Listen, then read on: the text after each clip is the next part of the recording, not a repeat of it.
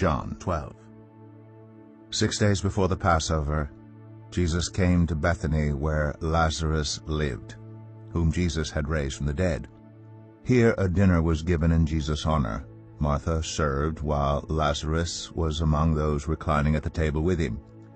Then Mary took about a pint of pure nard, an expensive perfume. She poured it on Jesus' feet and wiped his feet with her hair. And the house was filled with the fragrance of the perfume. But one of his disciples, Judas Iscariot, who was later to betray him, objected. Why wasn't this perfume sold and the money given to the poor? It was worth a year's wages. He did not say this because he cared about the poor, but because he was a thief. As the keeper of the money bag, he used to help himself to what was put into it. "Leave her alone," Jesus replied. "It was intended that she should save this perfume for the day of my burial. You will always have the poor among you, but you will not always have me." Meanwhile, a large crowd of Jews found out that Jesus was there, and came not only because of him, but also to see Lazarus, whom he had raised from the dead. So the chief priests made plans to kill Lazarus as well, for on account of him many of the Jews were going over to Jesus and believing in him. The next day the great crowd that had come for the festival heard that Jesus was on his way to Jerusalem. They took palm branches and went out to meet him, shouting, "Hosanna! Blessed is he who comes in the name of the Lord. Blessed is the King of Israel." Jesus found a young donkey and sat on it, as it is written, "Do not be afraid, daughter Zion. See, your king is coming, seated on a donkey's colt." At first his disciples did not understand all this. Only after Jesus was glorified did they realize that these things had been written about him, and that these things had been done to him.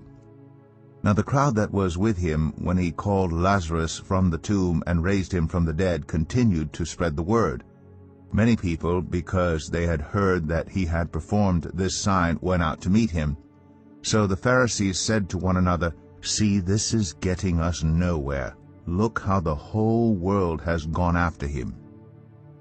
Now there were some Greeks among those who went up to worship at the festival. They came to Philip, who was from Bethsaida in Galilee, with a request. "Sir," they said, "we would like to see Jesus." Philip went to tell Andrew. Andrew and Philip in turn told Jesus.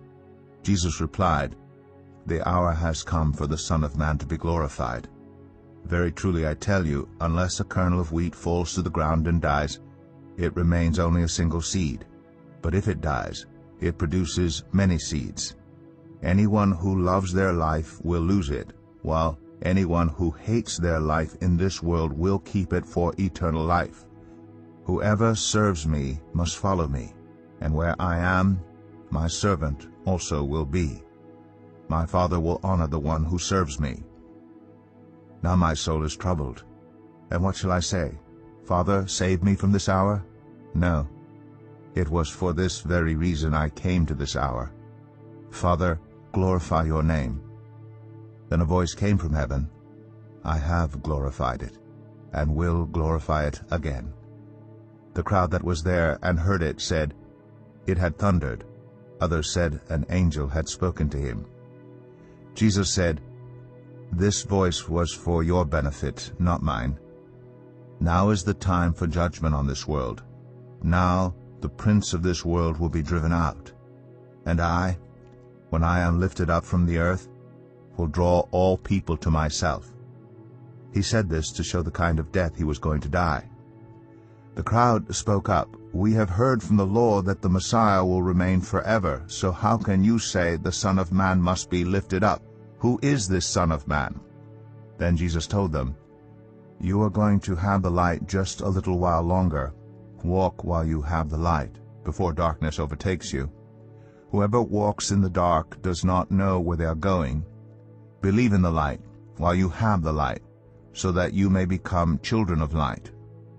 When he had finished speaking, Jesus left and hid himself from them. Even after Jesus had performed so many signs in their presence, they still would not believe in him. This was to fulfill the word of Isaiah the prophet, "Lord, who has believed our message? And to whom has the arm of the Lord been revealed?" For this reason they could not believe, because, as Isaiah says elsewhere, He has blinded their eyes and hardened their hearts, so they can neither see with their eyes, nor understand with their hearts, nor turn, and I would heal them. Isaiah said this because he saw Jesus' glory and spoke about Him. Yet at the same time many, even among the leaders, believed in Him. But because of the Pharisees they would not openly acknowledge their faith, for fear they would be put out of the synagogue, for they loved human praise more than praise from God. Then Jesus cried out, "Whoever believes in me does not believe in me only, but in the one who sent me. The one who looks at me is seeing the one who sent me. I have come into the world as a light, so that no one who believes in me should stay in darkness. If anyone hears my words but does not keep them, I do not judge that person. For I did not come to judge the world, but to save the world. There is a judge for the one who rejects me and does not accept my words. The very words I have spoken will condemn them at the last day. For I did not speak on my own, but the Father who sent me commanded me to say all that I have spoken. I know that His command leads to eternal life. So whatever I say is just what the Father has told me to say.